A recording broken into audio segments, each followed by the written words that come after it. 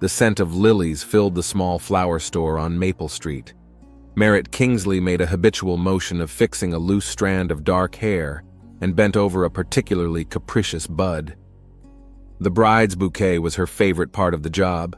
She put a piece of her soul into it every time, as if she were creating a work of art.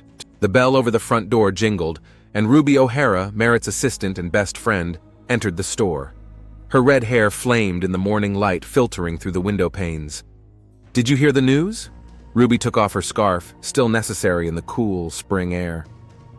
"We've got a new preacher. The whole town is just talking about it." Merritt shook her head. Since her parents' death 3 years ago, she rarely attended church, preferring to spend Sunday mornings at the store. The inherited business demanded all her attention. "They say he's an incredible speaker," Ruby continued, taking a seat in the high chair behind the counter. "Dexter Price has already gotten the word out that he's a real gift from heaven to our community." Merritt knew Dexter as a meticulous church warden who took his duties with an almost manic seriousness. If he was impressed, then the new preacher really stood out. The ringing of the telephone interrupted their conversation. Merritt picked up the receiver, and her eyebrows raised in surprise. "Sure, we can prepare Easter compositions for the church. Yes, I'll personally take care of that order. Tomorrow at 3? Perfect. I'll be waiting." "Is that him?" Ruby pitched forward. "Reverend Hollister." Merritt nodded, making a note in her notebook. The next day, at exactly 3 o'clock, the bell rang again. Merritt looked up from the catalog and froze. Standing in the doorway was a tall man of about 35, wearing a strict black suit. His dark hair was neatly combed back, and a lively interest shone in his gray eyes. "Miss Kingsley," his voice was deep and soft. "I'm Ebner Hollister." They discussed the compositions for nearly an hour. Reverend Hollister proved to be an attentive listener and showed an unexpected understanding of floristry. He talked about the symbolic meaning of different flowers in church tradition, and Merritt caught herself genuinely curious. "And lilies are a symbol of resurrection and purity," he said, gently touching a white bud. "I know," Merritt smiled. "That's why they'll be perfect for Easter." As he walked away, Ruby, who had been silently watching their conversation, whistled. "Now I see why Dexter is so excited. There's something special about him." Merritt remained silent, absently picking through the lily petals. There was something special indeed, some underlying sincerity in his gaze, in his smile, in his every gesture. For the first time in a long time, she wanted to go to church again. And in the far corner of the store, the lilies were fragrant, and their scent seemed a little different now. Deeper, more exciting, as if heralding change. Spring in Vermont was particularly bright. Cherry blossoms wrapped the town in a white foam, and the air was filled with the sweet scent of awakening nature. Every Sunday morning, Merritt now spent in church, catching every word of Ebner Hollister. His sermons were different from anything she had heard before. He spoke of love and forgiveness with such heartfelt sincerity that even the most hardened skeptics felt something touch their souls. Ebner could find simple words for complex truths, and his soft, deep voice seemed to penetrate to the heart. More and more often, they stayed after the service to talk. At first, they talked about church affairs and flower arrangements, then about books, music, and life. Ebner proved to be an attentive listener. He asked Merritt about her parents, how she was coping after their deaths. There was so much involvement in his gaze that she wanted to tell more. "You know," she had once said to Ruby, "with him I feel so understood." Ruby remained silent, concentrating on putting together a bouquet for another wedding. Her silence was more eloquent than any words. Their first date came out of the blue. Ebner walked into the store late at night when Merritt was about to close. "Would you like to go for a walk? It's too nice an evening to spend alone." They wandered the spring streets until midnight. Ebner talked about his childhood in Maine, how he came to ministry, his doubts and insights. There was so much humanity in his stories, so unconcealed, that Merritt realized more and more that beneath the mask of a flawless preacher, there was a living, vulnerable soul. The whole town watched the development of their relationship with approving interest. Dexter Price smiled meaningfully at every encounter, and the older members of the congregation exchanged understanding glances when Ebner and Merritt appeared together. "Such a lovely couple," they whispered. "He's a minister of God, she's a keeper of beauty. just made for each other. Only Ruby remained wary. "Don't you think things are happening too fast?" she asked one day as they were closing up store. "Fast?" Merritt absent-mindedly adjusted a vase of roses. "When it's right, does speed matter?" "It always does." Ruby chose her words carefully. "You've only known him for 2 months, and it's like he's too perfect, like a Christmas angel card." Merritt laughed. "You just don't really know him. He's very earthy, believe me, with his fears, his doubts." "Exactly," Ruby interrupted. "I don't know him, and neither do you." But Merritt was no longer listening. She was thinking about the evening ahead. She and Ebner were going to the local theater for a touring play. Ebner loved classic drama, especially Tennessee Williams. "There's so much pain and longing for redemption in his plays," he said. Their relationship progressed like clockwork. Restaurant dates, long walks, talking until dawn. Ebner was unfailingly attentive and gallant. He never allowed himself unnecessary, always kept the distance that befitted his rank. This only made him more attractive in Merritt's eyes. At the beginning of May, when the apple trees were covered with pink blossom, he proposed to her. It happened in the church garden, among the flowering trees. Ebner got down on one knee, pulled out a simple gold ring. "Merritt, you taught me to see beauty in simple things. You have shown me that love for God and love for man can merge. Will you be my wife?" She said yes without hesitation. Everything seemed right and natural at that moment, as if it could not be otherwise. When she told Ruby about the engagement, she was silent for a long time, and then she said, "I'll be there for you no matter what happens. Just be careful, okay?" "With what?" Merritt wondered. "With everything." Ruby looked out the window of the store, where rare passers-by floated by. Sometimes the most beautiful facades hide the darkest rooms. But Merritt was too happy to heed the cautions. She immersed herself in wedding preparations, choosing flowers, dress, music. Ebner relied on her taste for everything, only insisting on a traditional ceremony in his church. "Before God and men," he said, and his eyes shone with such sincere faith that Merritt was willing to agree to anything. And the town continued to watch their romance unfold favorably, and only Ruby O'Hara stared at the telephone for a long time every night, fighting the urge to call her friend and say something very important. But each time she put off the phone, not finding the right words. It was a hot June, and the white lilies in the church were quickly losing their freshness. Merritt changed the water in the vases every hour, trying to keep the wedding decorations immaculate. Even the bishop was to attend the ceremony, an almost historic event for a small town. Ruby helped with the preparations, but her movements were mechanical and her smile strained. One morning, a week before the wedding, she tried one last time. "Merritt, maybe we should wait. Get to know each other a little more?" "Ruby, honey," Merritt hugged her friend, "I know you're worried, but I'm 32, I'm a grown woman, and I love him." On the day of the wedding, the church was packed. It seemed like the whole town had gathered. Dexter Price fussed at the entrance, arranging the guests into rows, every now and then blotting his flushed face with a handkerchief. Merritt stood in front of the mirror in the small room of the church. Her white silk wedding dress flowed down her figure, emphasizing her grace. She had chosen a classic style, a closed top, long sleeves of lace, a simple skirt. "Just right for a priest's wife," said the dressmaker. She put together the bride's bouquet herself, white roses and lilies tied with satin ribbon. Ruby adjusted the veil and gazed into her friend's face for a few seconds. "Are you sure?" "Absolutely." Merritt smiled at her reflection. Ebner was waiting at the altar. In his strict black suit, he seemed even taller and slimmer than usual. His face glowed with that special solemnity that people have at the most important moments of their lives. As Merritt walked down the aisle, their gazes met, and she felt a warmth inside her. The bishop began the ceremony. His deep voice filled the space of the church, echoing off the high vaults. Merritt heard the words as if from a distance, her attention focused on Ebner's hand holding her palm. His fingers were cool and trembled slightly. "Do you agree, Merritt Kingsley? Do you agree, Ebner Hollister? The exchange of rings, the kiss, the congratulations, everything merged into one vivid kaleidoscope." The pictures on the church steps, the rice showering on their heads, the happy faces of the congregation. The wedding dinner was held in the great hall of a local hotel. Ebner made a beautiful speech about love and fidelity and quoted scripture. Merritt looked at him and thought she couldn't have made a better choice.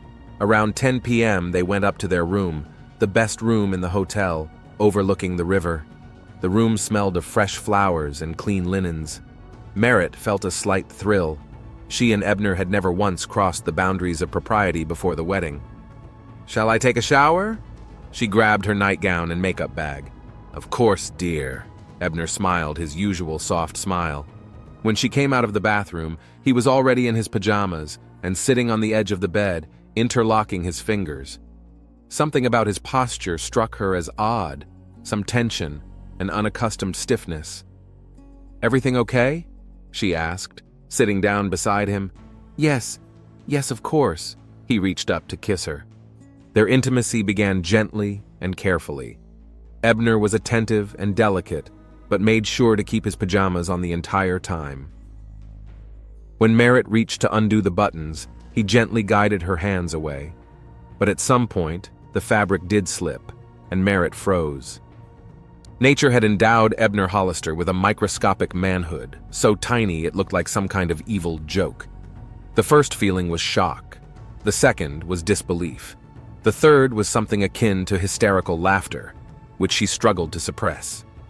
Ebner noticed the change in her face, his eyes filled with fear and rage. "Merritt!" She stood silently, picked up her robe, slipped it over her shoulders. In the bathroom, she took a long look at her reflection in the mirror.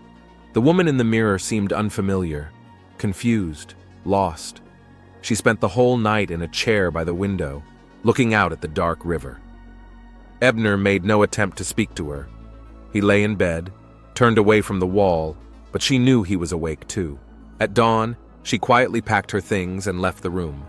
The hotel lobby was empty. Only the sleepy porter nodded to her from behind the counter. She hailed a cab and went to the only person she could trust. Ruby opened the door immediately, as if she'd been expecting her. One look at her friend's face and she understood without words. She hugged her silently, led her into the kitchen, turned on the kettle. "I need a lawyer," Merritt said, looking into the empty cup. "The best one around." At the church, morning service was due to begin in an hour. The Reverend Ebner Hollister was preparing to preach, and his wife was signing divorce papers at the lawyer's office in a neighboring town. The marriage, which had lasted less than 24 hours, was already the subject of whispers and gossip. But no one, not even the most nosy churchgoers, could guess the real reason for this scandalous divorce. Back home, Merritt locked up the store and turned off the phone. She didn't want to see or talk to anyone. Only Ruby knew the truth, and that truth was so ridiculous it seemed like a bad dream. And in church, Ebner Hollister spoke to the congregation about humility and accepting God's will, and his eyes burned with some new, unfamiliar fire.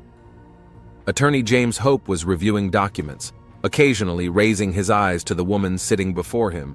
He had seen many divorces in his 30 years of practice, but the case of a marriage dissolved just 12 hours after the ceremony was the first of his career. Excuse me, Miss Kingsley, you do realize this is going to cause a serious backlash? Divorcing a priest the day after your wedding, that sort of thing is not forgotten in a small town." Merritt nodded. She'd been up all night, but she held herself remarkably upright, maintaining the remnants of her dignity. "I need the quickest way possible. Any amount of money. I'm afraid even with the funds, the process will take at least a few days, although..." The lawyer hesitated. "If your husband doesn't contest..." "He won't," Merritt said firmly. She was sure Ebner would do anything to avoid a public trial. By noon, the whole town was buzzing like a disturbed beehive. News of the divorce had spread like wildfire. Parishioners gathered in groups around the church fence, offering the most unbelievable versions of what had happened. Maybe she found out about some terrible sin? What if he wasn't a real priest? They say she ran right out of the hotel. Dexter Price tossed between groups of gossiping women, trying to calm the passions, but every appearance he made only added fuel to the fire as people clamored for details. At the flower store, Ruby fought off prying eyes.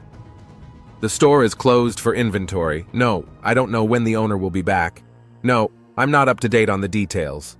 Merritt herself sat in a lawyer's office in a neighboring town, methodically signing documents. Her hand did not tremble, just her lips were pressed into a thin line. And at church, Ebner Hollister locked himself in his office. He sat at his desk, staring unseeingly into the text of the Bible. One thought pulsed in his head. She's going to tell. She'll be sure to tell everyone. Every sound from the street made him flinch.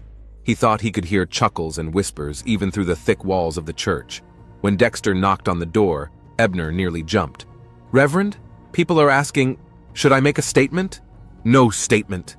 His voice sounded hoarse. "Say it's a private matter that we handle with Christian humility." Left alone, Ebner pulled out his cell phone. His hands shook as he dialed the bishop's number. The conversation was short. The senior priest listened to the confused explanation and advised him to take some time off to spiritually reflect on the situation. By late afternoon, the local coffee shop was abuzz with conversation. Betty, the waitress, could hardly keep up with serving cups. It seemed that the whole town had decided to gather here to discuss the scandal. "And I tell you there's something wrong," Mrs. Parker, the wife of the local druggist, was excitedly broadcasting. Such a decent girl, from a good family, and suddenly... "Maybe he frightened her with something?" suggested her companion. "Or she him," someone in the corner snorted. Ebner had heard these conversations. No, he hadn't been in the coffee shop, but his inflamed mind drew pictures of people whispering, pointing fingers at him, snickering behind his back. Every look seemed mocking, every whisper mocking. At night, he couldn't sleep. He tossed and turned in bed, listening to the rustling in the empty church house. It seemed to him that the walls were whispering his shameful secret. The next morning, Merritt received the first papers to begin the divorce proceedings. Ebner, as she had expected, did not oppose the divorce. His signature on the papers was sprawling and nervous, as if he was in a hurry to get it over with. Ruby, who had dropped in to check on her friend, asked cautiously, "You won't tell anyone, will you, about the real reason?" Merritt shook her head. "That would be too cruel. Let it stay between us." But Ebner couldn't know about her decision to remain silent. Every day, his paranoia grew stronger. He began avoiding people, canceled several services, citing indisposition. His sermons were increasingly filled with words of betrayal and humiliation. Dexter Price anxiously watched the changes in the priest's behavior. One day, entering the church late at night, he saw Ebner talking to himself, waving his hands in front of the altar. A week later, Merritt opened the store. She held herself calmly and with dignity, ignoring curious stares and whispers. She answered all questions in the same way. "We realized we were in a hurry. Sometimes it happens that way." But Ebner saw in her silence only preparation for the blow. Every time laughing people passed by the church, he was thrown into a cold sweat. Every phone call made him flinch. He was sure it was about to thunder, and the whole town would know his humiliating secret. He began to follow Merritt from afar. He hid around corners, watching her work in the store, go shopping, talk to Ruby. In his fevered brain, every gesture, every smile, seemed a sign that she was about to reveal his secret. And the town continued to buzz with speculation and conjecture. To Ebner, every look, every whisper, every laugh meant only one thing. They know. Everybody knows. When Mrs. Parker, discussing a new variety of petunias with a friend outside Merritt's store, suddenly laughed, he was sure it was at him. When teenagers giggled in the church porch, at him, of course. When Dexter Price coughed during the service, definitely trying to hide a laugh. His mind turned any sound into a sneer, any gesture into a mockery, any conversation into a discussion of his shameful secret. And every day this thought devoured him more and more. The Sunday service was drawing to a close. Ebner stood behind the pulpit, his voice ringing with tension. "And the Lord said, 'There is nothing secret that shall not be made manifest.'" His gaze roved over the faces of the congregation. Here was Mrs. Parker leaning over to a neighbor, no doubt whispering about him. Dexter Price was blotting his forehead with a handkerchief, no doubt trying to hide a smirk. There's the young girl in the third row lowering her eyes, clearly unable to look at him without disgust. and there is nothing hidden that is not revealed. His fingers dug into the wooden edges of the pulpit. It had been 2 weeks since the divorce, but every day had turned into torture. He'd stopped leaving the church unnecessarily. Food was brought to him by Dexter, concerned about the pastor's condition. On Monday, Ebner overheard 2 passers-by talking under the church windows. "So decent-looking." "Yeah, well, I guess it's not that simple." He was sure it was about him. They know, everybody knows. Tuesday, he saw the mailman grinning as he delivered letters to the church. On Wednesday, he thought the clerk at the store looked at him too long when he bought bread. And on Thursday, he decided to follow Merritt. All day, he hid around the corner of her store, watching. Around 7 p.m., Ruby came in. Ebner crept closer to the ajar door of the back door. "Just funny, really," came Merritt's voice. A laugh, a woman's laugh. The 2 friends were laughing, and there was no doubt in his inflamed brain, at him. "Small problem." He heard a scrap of Ruby's phrase. It was enough. His worst nightmare was confirmed, she had told. She'd told her friend, which meant that soon everyone would know. The whole town would laugh at him. The bishop will know. The parishioners. Ebner didn't remember how he got to the church. He paced the empty room, muttering prayers mixed with curses. A heavy brass crucifix hanging on the wall of his office caught his eye. His fingers clutched the cold metal. At 9 o'clock at night, he knew what to do. Merritt often stayed late at the store, especially when she was preparing wedding bouquets. Ebner could see the lights in the windows. She was there alone. The back door was always left open for airing. The summer evenings were sweltering. He slipped inside as silently as a shadow. Merritt stood with her back to the door, leaning over a bouquet of white roses. The crucifix described a short arc in the semi-darkness of the store. The sound was muffled, almost inaudible. The white roses were colored red. "Now you won't tell anyone," he whispered, looking at the prostrate body among the scattered flowers. A bell rang in the church, announcing the time for evening prayer. Ebner shuddered and hurried out the back door.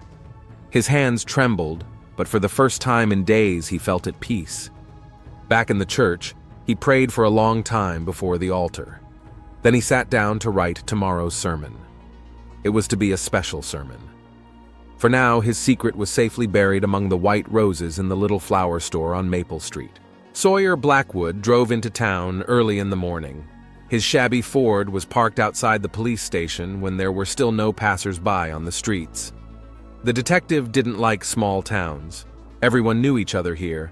Everyone was related to each other, and it was harder to get to the truth than in a metropolis. "So, a flower store?" He spread the crime scene photos on the local police chief's desk. "Yeah, found last night. Ruby O'Hara, the dead woman's assistant, discovered the body around 10 o'clock last night. Came by to check on why Merritt wasn't answering her cell phone." "What about the murder weapon?" "Me says it was a heavy blunt object. They found traces of copper in the wound. The murder weapon itself was never found." "The nature of the wound?" "One hard blow to the back of the head. The killer was about the same height as the victim, struck from top to bottom. Death was instantaneous." Blackwood studied the crime scene photos. White roses scattered around the body. No sign of a struggle. The blow had been delivered from behind. The victim hadn't expected an attack. "Tell me about her." "Merritt Kingsley, 32 years old. Inherited the flower store from her parents. Respected by all, decent woman. Was, recently married." "Recently married when?" "Married the new priest, Ebner Hollister, 3 weeks ago. Got divorced the day after the wedding. It was all the talk of the town." Blackwood raised an eyebrow. "Reason for the divorce?" "Officially a hasty decision. A consensual marriage dissolved. No comment from either side." The detective's first order of business was to go to the church. Ebner Hollister met him in his office, pale but collected. "A terrible tragedy," muttered the priest. "We are all shocked. Tell us about your marriage to Miss Kingsley." "It was a mistake. We both realized it and decided to separate before it was too late. It was all consensual." "Where were you last night between 8 and 10? "Here at the church, preparing a sermon. Dexter Price can confirm. He came by around 9. Dexter did indeed confirm, as did the priest's words about a mutual decision regarding the divorce. Ruby O'Hara was next. She sat in the interview room, clutching a paper cup of coffee in her hands. Merritt was my best friend. I told her the wedding wasn't worth rushing into, but she wouldn't listen. Why were you against it? It's just, it all happened too fast. 3 months of dating and a wedding. Did she tell you the reason for the divorce? Ruby shook her head. Just that they rushed the decision. All day Blackwood had been interviewing the people of the town. Everyone felt it was their duty to share a theory as to the cause of the mysterious divorce. I heard he turned out not to be a real priest. They say he had a dark past. My cousin whispered to me that it was all about money. By evening, the detective had a headache from the abundance of rumors and speculation. Not a single clue, just gossip. He spent 2 hours in the flower store. He studied every corner, every detail. The killer came in the back door. The victim knew him, or she would have turned around at the sound of footsteps. The stabbing was carried out by a man about Merritt's height. Question all flower vendors and couriers, he ordered. Check all deliveries for the last week. The killer may have been hiding among the store's customers. That evening, he sat in a local diner reviewing his notes. An elderly waitress came over to him. You know, Detective, I've worked here for 30 years. I've seen all kinds of things, but a wedding and a divorce in 24 hours. There's something fishy going on here. What do you mean? Who's going to know now? The dead don't give away secrets. Blackwood tapped his pencil thoughtfully on his notebook. Something didn't add up in this story. What could have happened on their wedding night that made a well-bred girl file for divorce the very next morning? And why had both parties remained silent about the reasons? He did not yet know that the answer to this question would lead him to the solution of the murder. And while the detective methodically gathered the facts, the priest was preparing for the evening service, his hands shaking faintly as he turned the pages of his Bible. The third day of the investigation began with the morning service. Blackwood sat in the last row, watching Reverend Hollister. The church was cool, smelling of incense and candle wax. The congregation, unaccustomed to silence, turned every now and then to look at Merritt's empty seat. She always sat in the third row from the left. Something in the priest's demeanor had changed subtly since their first meeting. Ebner moved sharply, jerkily, like a marionette in the hands of an inept puppet. His gaze darted across the faces of the congregation, never lingering on anyone for more than a second. And it says in Scripture... The priest's voice trailed off into a shout, then dropped to a whisper. There is nothing secret that has not come to light. Blackwood noticed Dexter Price, the church warden, wince. He was obviously concerned about the pastor's condition. After the service, the detective lingered, pretending to examine the stained glass windows. Ebner was fidgeting to gather the tax book, dropping the sheets. When footsteps sounded from behind him, he turned around abruptly, an almost animal fear flashing in his eyes. I'm sorry, Reverend. I didn't mean to startle you. Yeah, I wasn't frightened. Ebner pulled back the sleeves of his soutane nervously. Just thinking about it. Leaving the church, Blackwood headed toward Merritt's house. He needed to understand what had happened in this woman's life over the past month. The small cottage bore traces of her impeccable taste. Flowers everywhere, fresh and dried. On the table was an open diary. The last entry was dated the day of the murder. Ruby's right. I should have listened to her from the beginning. In the bedroom, the detective found the wedding dress neatly packed in a case. Next to it was a box of photographs and letters. Blackwood went through everything methodically, trying to pick up details, hints, something that might explain the strange divorce and subsequent murder. Dexter Price was waiting for him in the church office. Nervously adjusting his glasses, he recounted the events of the last few weeks. The Reverend has changed since the divorce. He's gotten suspicious, listens to conversations all the time. Yesterday, I caught him at the window watching the passers-by, and when I came in, he flinched. Do you know the reason for the divorce? No, they were both silent, but something happened that night. Something that changed them both. After lunch, Blackwood called Ruby O'Hara back in for questioning. Something told him she knew more than she was telling. Ruby looked haggard, the shadows under her eyes, her hands trembling. The death of her friend had crippled her. Tell me about that night, about the wedding night. I told you I don't know the details, but Merritt came to see you in the morning, right after. Ruby covered her face with her hands. I can't. She didn't want anyone to know. Miss O'Hara, I've been watching Reverend Hollister today. He's on the verge of a breakdown. Something is tormenting him. Something is driving him crazy. And I think it has to do with that night. You don't understand. That would be a betrayal. Merritt is dead, and her killer is still at large. Ruby was silent for a long time. Tears rolled down her cheeks. I remember that morning. She arrived at 6 in the morning, all shaky. I'd never seen her so lost. She kept saying, "This is some nightmare, some evil dream." What happened that night, Ruby? It sounds like a wicked joke.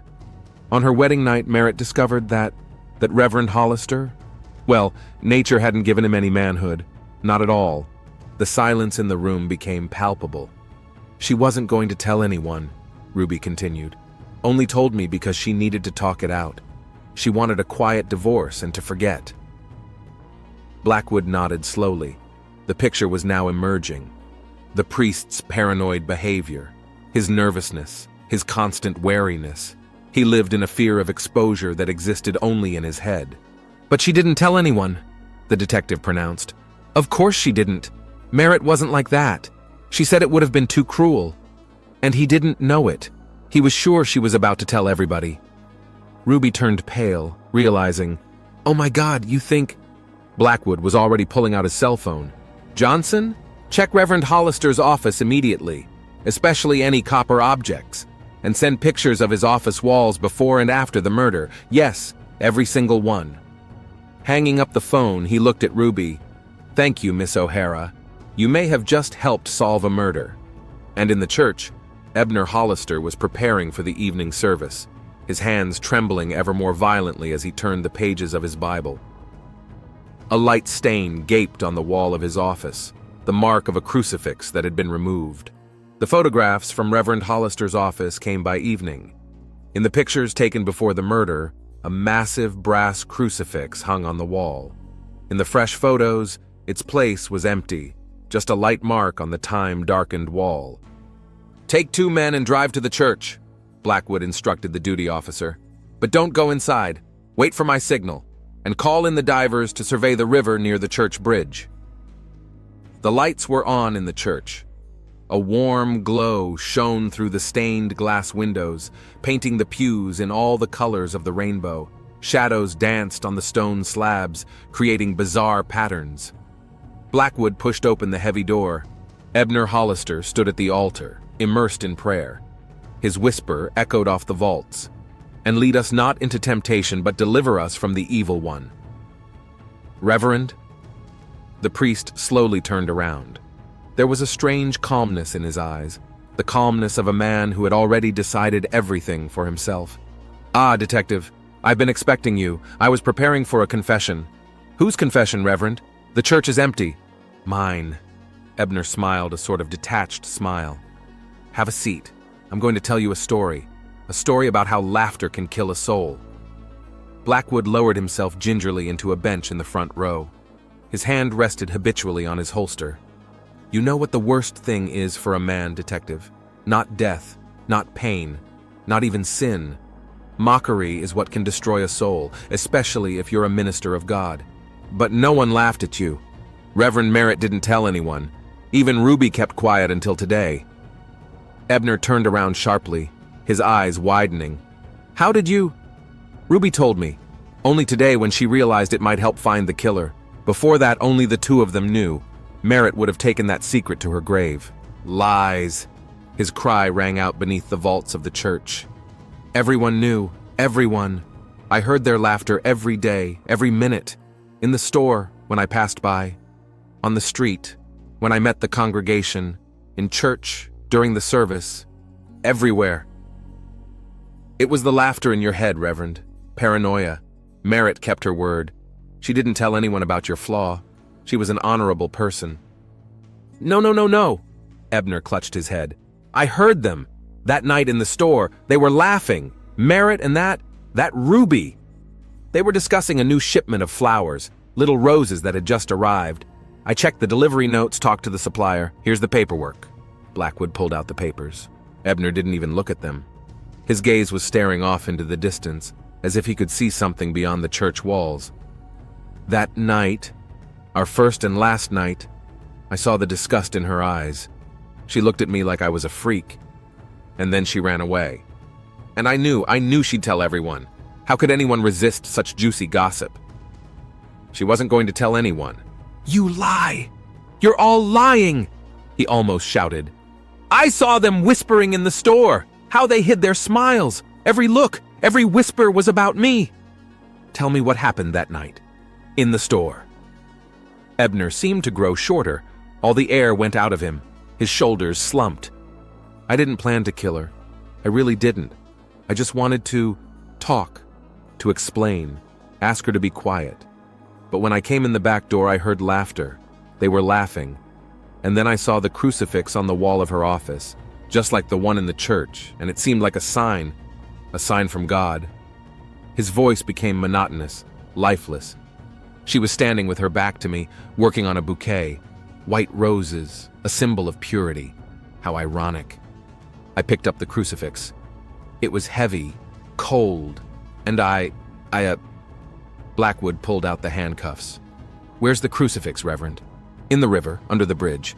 I dumped it right after everything." "Ebner Hollister, you are under arrest on suspicion of the murder of Merritt Kingsley." The priest didn't resist. It was as if he had aged 10 years in those minutes. As he was being led out of the church, he stopped suddenly. "You know what the worst part is, Detective? Part of me realizes that you're right, that she really could have been keeping my secret, that all that laughter existed only in my head, but the other part still hears it, even now." In the holding cell, Ebner's paranoia only intensified. Every whisper from the prisoners seemed to be a discussion of his shameful secret. Every laugh was a mockery of him. "They know everything," he muttered, rocking back and forth on the narrow bunk. "Ruby told the police, which means everyone knows now. The whole town, the whole country. Everyone's laughing." He wrote his confession, dozens of pages scribbled in feverish handwriting, about how fear of exposure had turned a minister of God into a murderer, about the laughter that haunted him day and night, about the woman who might have kept his secret if only he could have believed her. Divers found the crucifix the next day. There were traces of blood and fingerprints on the copper surface. Forensics confirmed it was the murder weapon. When Blackwood visited Ebner in prison a week later, he was a different man. Gaunt, with sunken eyes, he sat in the corner of his cell and mumbled prayers. "They're laughing, Detective. Everybody's laughing, even here, especially here." "Nobody's laughing, Reverend. It's all in your head." "Maybe," Ebner raised a maddened look at him, "but does that make the laughter any less real?" And in the cemetery at Merritt's fresh grave, Ruby O'Hara laid white roses. "I'm sorry I couldn't protect you. I'm sorry I told your secret, but it was necessary to find your killer. Now justice has been served. Rest in peace, friend." That evening, Ebner Hollister began writing a new confession. This time it was about the prison guards whispering behind his back, about the other prisoners' meaningful glances, about how even the walls of his cell seemed to vibrate with restrained laughter. In his head, the laughter grew louder and louder, drowning out reality, until one morning the warden found a body in his cell. Ebner was lying on the floor with a blissful smile on his face where no one else could laugh at him.